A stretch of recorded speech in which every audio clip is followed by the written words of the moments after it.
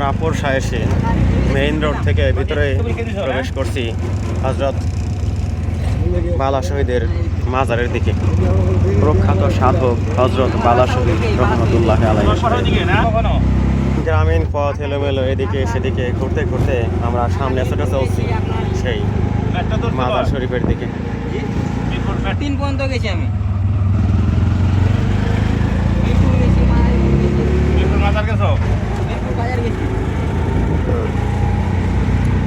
হযরত বালা শহীদ রহমতুল্লাহ আলাইহি সম্পর্কে বিস্তারিত তথ্য জানা যায় না, তবে বিভিন্ন তথ্য প্রাপ্ত হতে অনুমান করা যায় তিনি একজন উচ্চ স্তরের সাধক পুরুষ বা আউলিয়া ছিলেন। তার ব্যাপারে প্রামাণ্য লিখিত দলিলের চেয়ে স্থানীয় লোকমুখে প্রচলিত ও ঐতিহ্যবাহী কিসসা কাহিনী বেশি নির্ভর।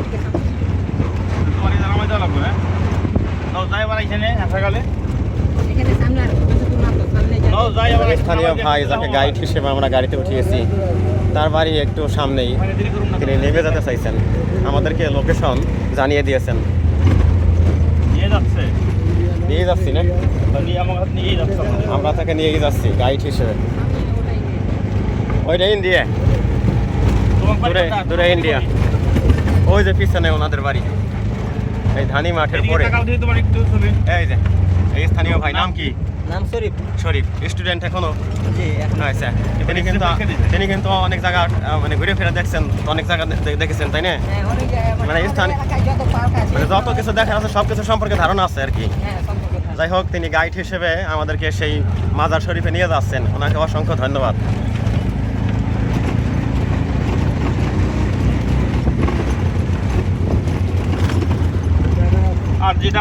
ভিতরে প্রবেশ করার পর রাস্তা একেবারেই ভাঙ্গাচোরা।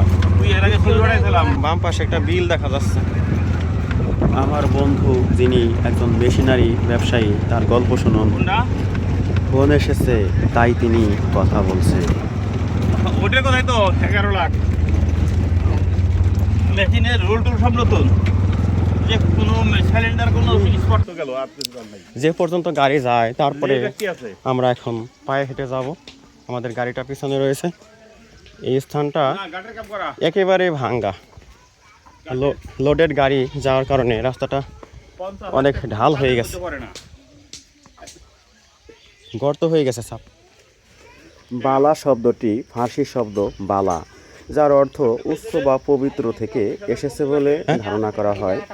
ধর্ম প্রচারের জন্য তাকে বালা শহীদ বা উচ্চ মর্যাদা সম্পন্ন হিসেবে আখ্যায়িত করা যায়। সম্ভবত তিনি কোনো ইসলাম বিরোধী শক্তির বিরুদ্ধে লড়াই করে শহীদ হয়েছেন।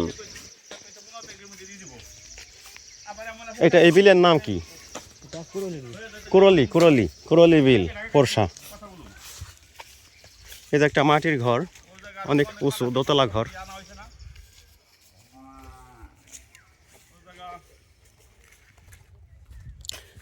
আমরা যেন হাঁটতে হাঁটতে ক্লান্ত পথিক।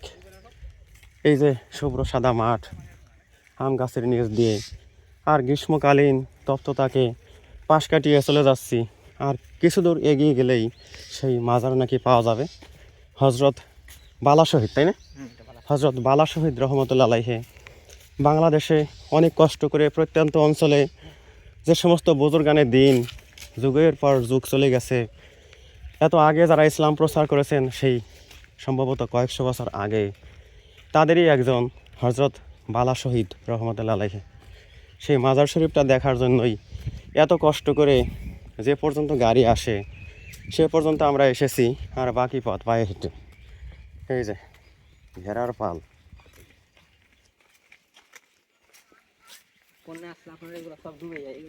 সব ডুবে যায়। অনেক পানি হয় আর কি, এ বিলে মাছ থাকে অনেক। হ্যাঁ, এই যে আমগুলো পাক ধরছে আম।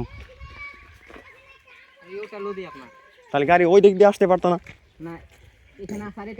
ও, বিকল্প রাস্তা নেই। আচ্ছা,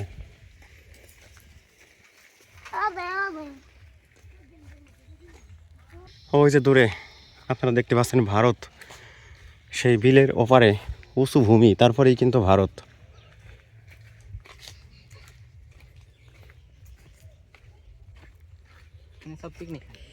এই তো আমরা মাজার প্রাঙ্গণে এসে গেছি।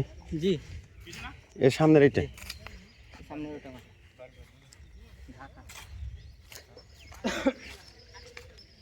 এই যে এটা মাদ্রাসা, এটা মাদ্রাসা না? এখানে এখানে ছাত্র পড়ে। আচ্ছা, এটা হাফিজিয়া মাদ্রাসা। অসংখ্য আম ধরে আছে এই গাছে, মাদ্রাসা প্রাঙ্গণে। এই যে এই গাছে অনেক আম। এটা খোলামেলা চত্বর, আর একটু এগিয়ে গেলেই সেই মাজারের স্থানটি আমরা পেয়ে যাব। এটা হলো মসজিদ না? এটা মসজিদ, এটা মাজার। ও আচ্ছা।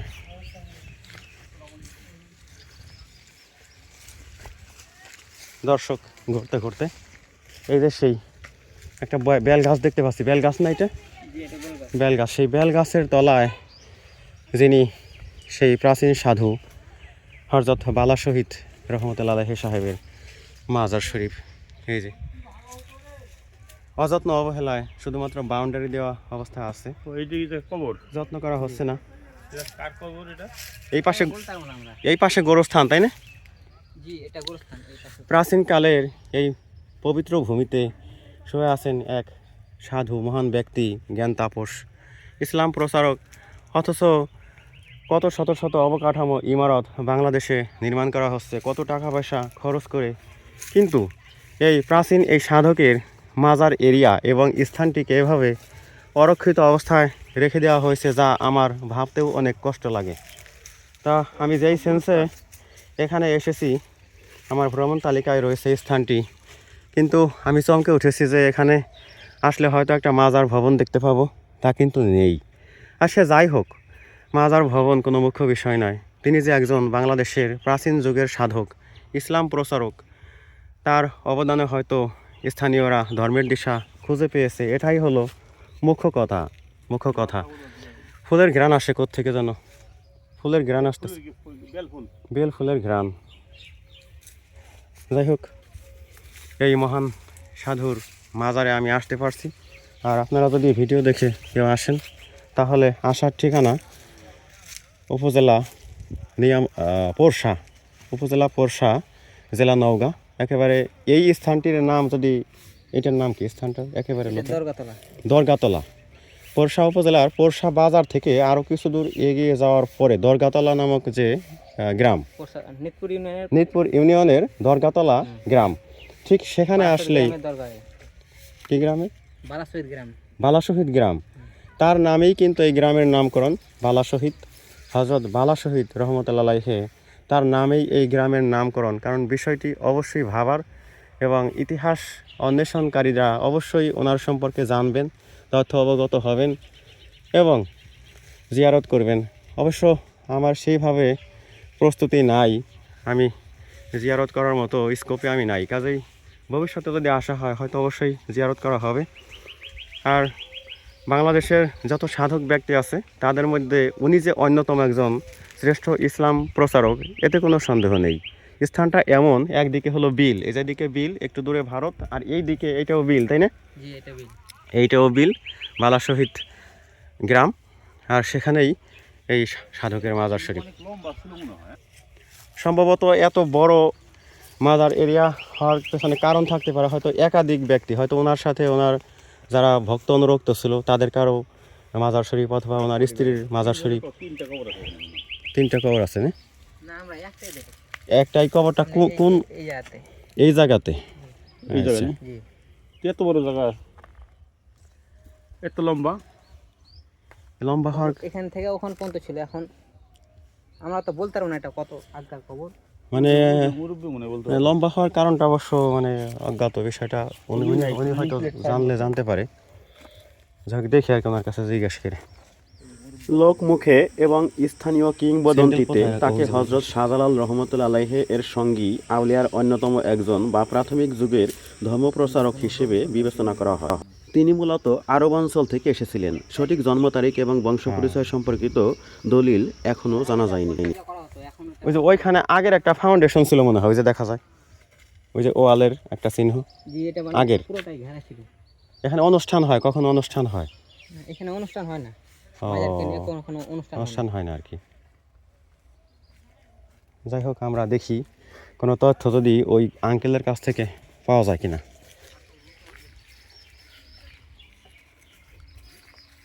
এই যেখানে পানি সাপ্লাইয়ের ব্যবস্থাও কিন্তু আছে।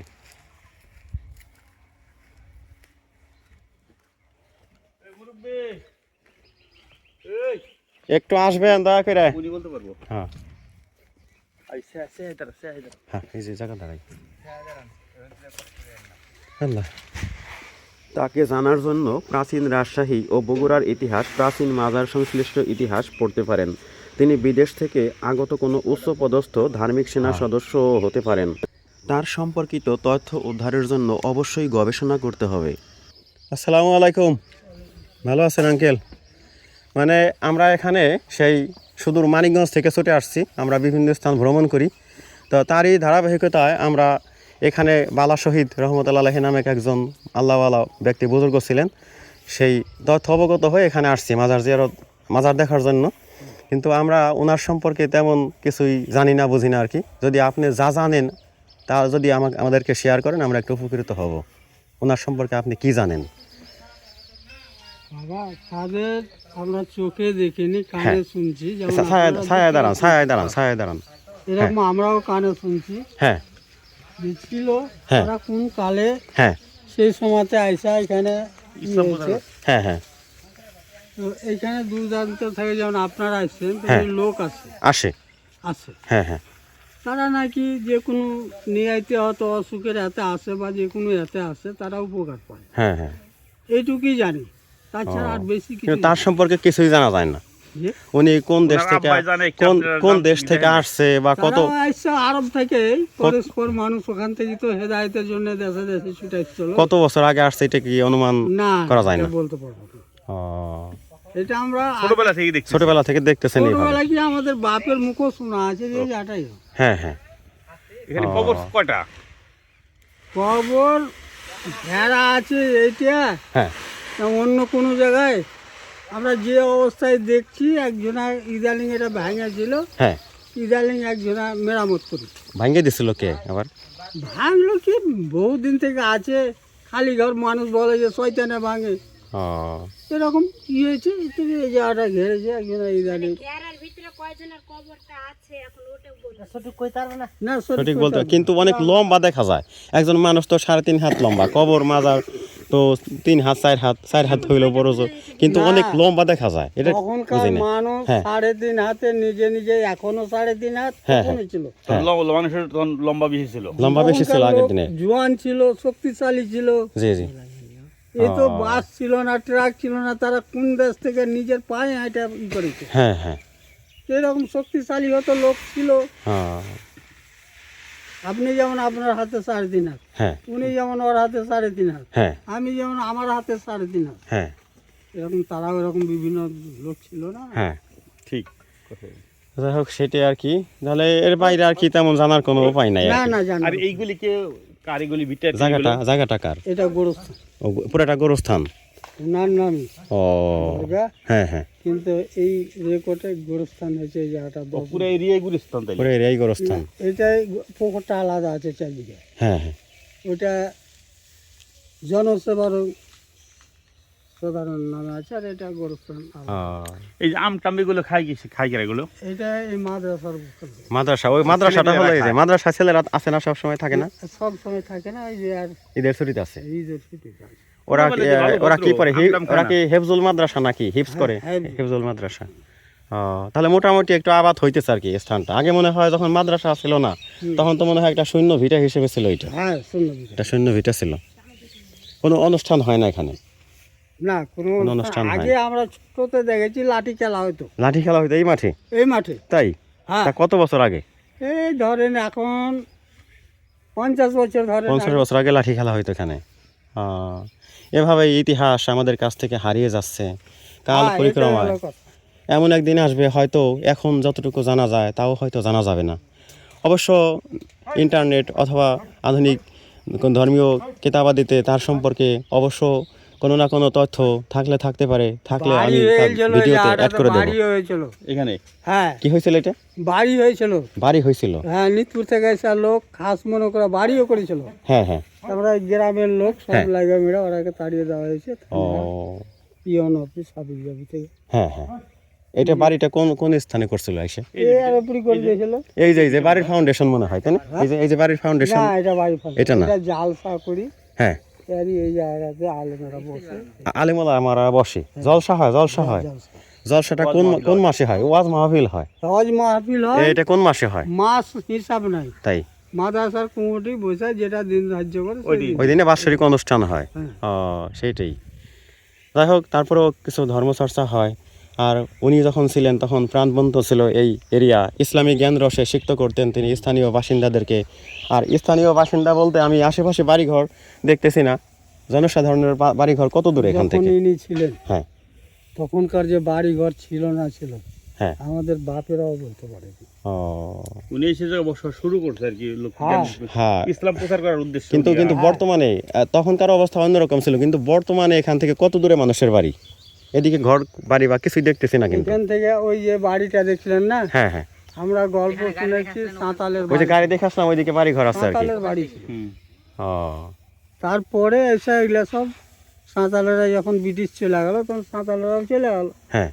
তখন এলে বাড়ি ঘর আস্তে আস্তে আস্তে আস্তে হয়েছে। ও, যাই হোক, ওখানে বেশ কিছু বাড়ি ঘর, একটা পল্লী ওখানে আছে। আর এটা হলো একেবারে শূন্য এরিয়া। হ্যাঁ, শূন্য area। হয়তো আগে কোনো বাড়ি ঘর ছিল কিনা এটাও জানা যায় না, না না এই তো জানা যায় না। সেটাই, আপনাকে অসংখ্য ধন্যবাদ আমাদেরকে এই তথ্যগুলো এই দেওয়ার জন্য। জায়গাতে বাড়ি ঘর ছিল এরকম কোনো হ্যাঁ। চিনারি নাই, তো জায়গাটা একটা নামি জায়গা, বহুদিন থেকে বহু দূর থেকে লোক আসে, হ্যাঁ হ্যাঁ। যে যা নিয়ে আইতে আসে আল্লাহ পোড়া করে, ও, এটাই তাদের মুখ থেকে পাওয়া যায়। জি জি জি। এটা তোমরা কি পাও? হ্যাঁ আমরা যেটা মনের মতো করি সেটা পাই না পাই সেটা আলাদা কথা, বুঝলেন? হ্যাঁ হ্যাঁ। তোর পাওয়ার মধ্যে জায়গা খারাপ না, ওই যে জায়গা একটা ভালো। দান বাক্স আছে, একটা দান বাক্স, ওখানে কি দান টান করে কেউ? হ্যাঁ করে, ওটা খুলে কে? খুলে এই মাদ্রাসা কমিটি। হ্যাঁ, ওই টাকা পয়সা রাখি মাদ্রাসায় মাদ্রাসায় ব্যয় হ্যাঁ, করা হয়, মাদ্রাসায় ব্যয়। বুঝতে পারছি। অন্য কোনো জায়গায় মাদ্রাসা দিকে। তাহলে এটা দান করা যায়, এটা বৈধ দান হবে। মাদ্রাসায় দান করা বৈধ না। ওটা খুলে কিনা আমার মনে হয় অনেক দিন খুলে না না হ্যাঁ, খুলে না? খুলে অপরিচিত নষ্ট হয়ে যাবে, টাকা পয়সা ফেলে দিলে। এরা নষ্ট হবে না, দেখেন এই সব এই যে পিকনিকে যারা আসছে না, হ্যাঁ, এরাও দান এখানে পিকনিক আসে না এই মাঠে? এই যে পিকনিকের পুকুরে পাহাড়ে খায়। ও, এখানে পিকনিক করে। দেখো জায়গাটা আর কি একটা মানে বিভিন্ন জায়গা অনুষ্ঠানের খারাপ জন্য না, জায়গা উপযুক্ত। চালু জায়গা। হ্যাঁ হ্যাঁ, ধন্যবাদ আপনাকে আঙ্কেল, হ্যাঁ, ভালো থাকবেন। জায়গা ভালো। দান করে এখানে মানুষ সীমিত আছে বহু দূর থেকে।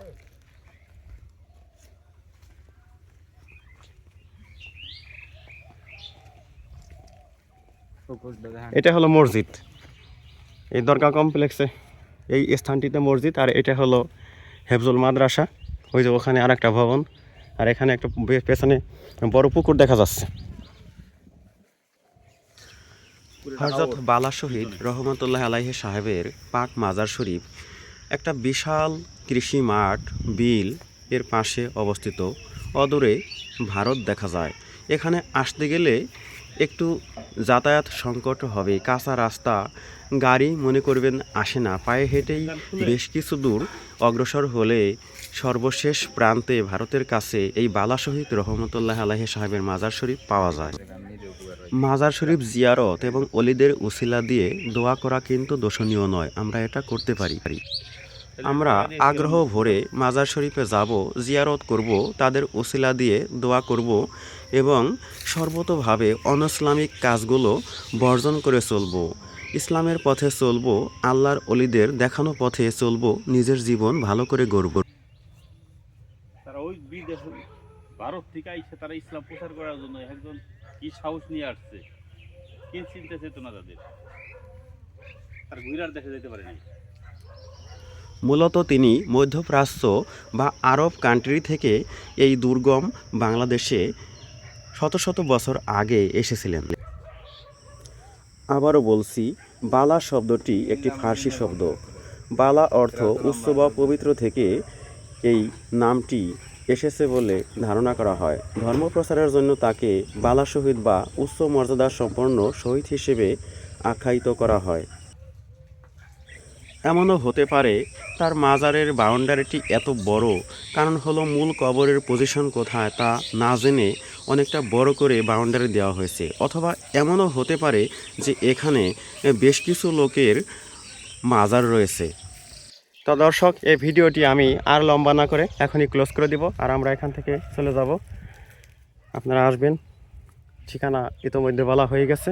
আপনাদের স্বাস্থ্য উজ্জ্বল সুন্দর জীবন কামনা করে এখানে এই বিদায়। ভালো থাকুন।